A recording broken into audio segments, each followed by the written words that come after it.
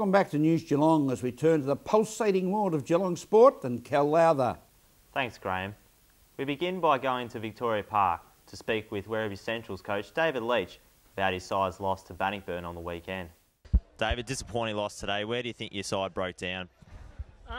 Yeah, mate, like it was always going to be tough. Like the guys have really got themselves up over the last couple of weeks, and yeah, there's 12 out at the moment, and 10 of those will come back, and the other two, don't worry, that they're probably more long term. So there's probably only 5 or 6, probably 4 or 5 next week, and then 4 or 5 the week 2 or 3 weeks later. So the young blokes, mate, they done a great job. Our first quarter was good. They handled the ball better than us, mate, today. They were cleaner, and we fumbled a lot through the middle, and we gave away, I think, 2 50s and 4 free kicks on a day like today, which caused 4 goals. And we were 4 goals down at three-quarter time. So, mate, no, don't take anything away from them. They've done a great job. They play good footy, but at the same time, we're probably a little bit more undisciplined than they were, I reckon. And at the same time, they had cleaner skills than we did through the middle.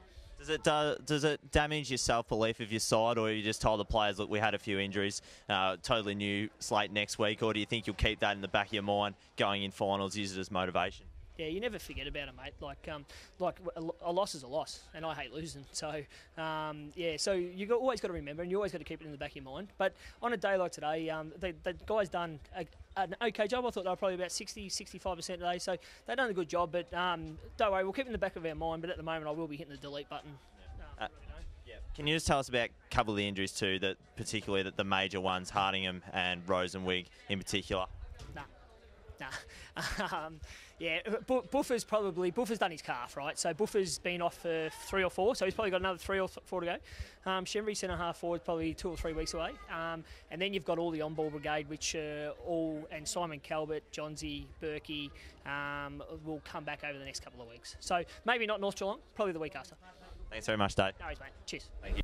Now we have John Dunn, who brings us a wrap-up of all the winter racing action at Geelong last Tuesday. Last Tuesday marked the new chapter in racing here at Geelong with the inaugural racing on Geelong Synthetic, the new synthetic racetrack. And it's designed for winter racing. It got the supreme test with non-stop rain falling most of the day. And the Geelong Synthetic came through with grand fashion. It got the big tick of approval at the end of the day from both jockeys and trainers alike. Trainer Dale Sutton wrote a piece of history for himself. He won the very first race on the old Thorough track with Windshear.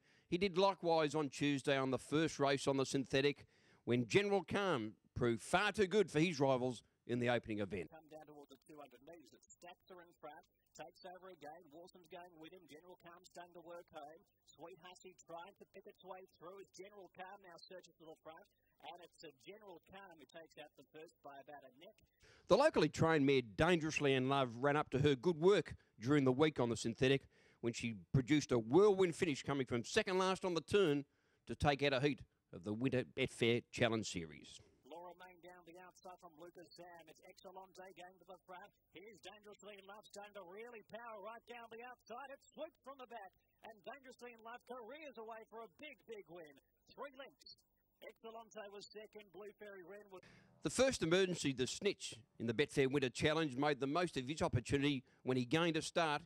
He got a split in the straight and scored running away for a most impressive victory. Quickly sprinted when asked to. Went to I'm Mysterious. The rest headed by Rum Jungle and Snapnel Gully, but the Snitch is off. And the Snitch goes on to score for Robbo and will score by close to 3. And the day's racing, the first day on Geelong Synthetic, finished with a thrilling 3-way finish with the Darryl Canning-trained Desiago gaining the verdict from the locally trained Perisher Blue in the set bet Get Out to Get On stakes.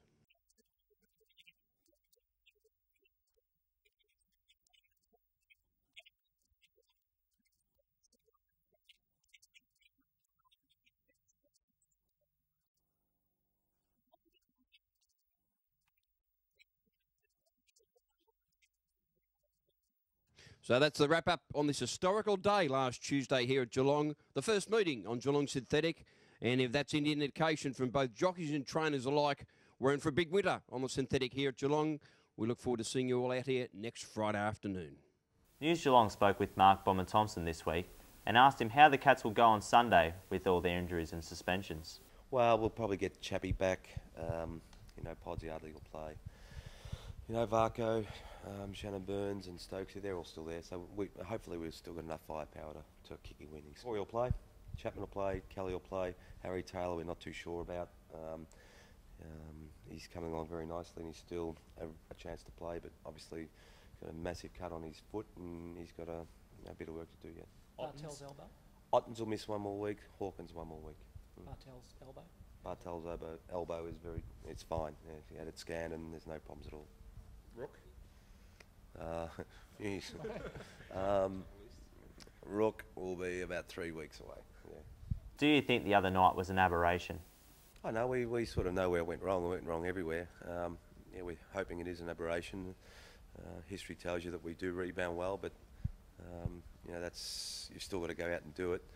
It's a tough time of the year, these cold, wintry days, and it's just yeah, you just got to stick your head down and work hard and hope that our boys have got it in them to fight back and recover. I'm confident they have got it in them, but still yet to be done. Does Mitch Brown come into contention with the tall forward and tall defender to cover? Well, yeah, we'd like to, but probably not. He's only played, I think, 3 matches now, so yeah, he's certainly someone that we want to get in the side at some stage and be a great opportunity. Maybe if he had to play another 3 or 4 matches. He's still quite young and raw and still building up that match fitness, so it might be a bit much of an ask for him. How much have you missed Joel Corey recently? Yeah, well, what's that, round 14, so he's missed 9 games. And he's a fantastic player, very, very consistent, just hard around the ball. One of our real leaders, so we have missed him, and it'll be fantastic to get him back. I'm not sure how much of the game he'll play or how fit he'll be, but it's nice to have him back on the park. What do you think of the Kangaroos? Oh, they've been fantastic. I think they've been exceeded probably a lot of people's expectations and playing some great team footy. I think Brad's got them yeah, listening, and they're trying to do what he's asking them to do, and it'll be a big challenge here. Do you think with all your injuries and suspensions, the Kangaroos will have extra confidence coming down here? Oh, I think it certainly helped having Johnson and Meaney out suspended. They would have been licking their lips yesterday, but that's all right. We, you know, you have injuries, you have your side changes most weeks from week to week. So, you know, it's even though they're probably a little bit more confident, yeah, it's still a hard ground to play on for opposition teams. That's all for sport. Back to you, Graham. Thank you, Kel. The cold winter weather continues as we are joined by our own very sparkling Larni Salathiel. Thanks, Graham. Well, the weekend's looking like there could be a few showers around on what was meant to be a sunny Saturday. Let's take a look at the forecast. For tomorrow now, we're going to have a partly cloudy day with some isolated showers and a top of 13. For Sunday, also a partly cloudy day with a few isolated showers around Geelong, maximum of just 12. For next week, Monday is going to be the mostly sunny day, although some areas of morning frost and light winds in Geelong and a maximum of 13.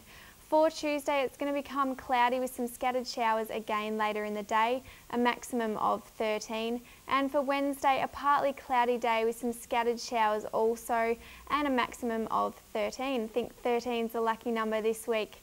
Today we had a partly cloudy day. There was a shower or 2 around also later on this afternoon, and we had a minimum of just 6 and a maximum of 13 again. So until next Wednesday, that's the weather. Thank you, Larni, and thank you for being with us here on News Geelong this Friday evening. Remember, Cliffy Nicholson, take your time and smell the flowers. From the team at News Geelong, you have a safe weekend and a very good night.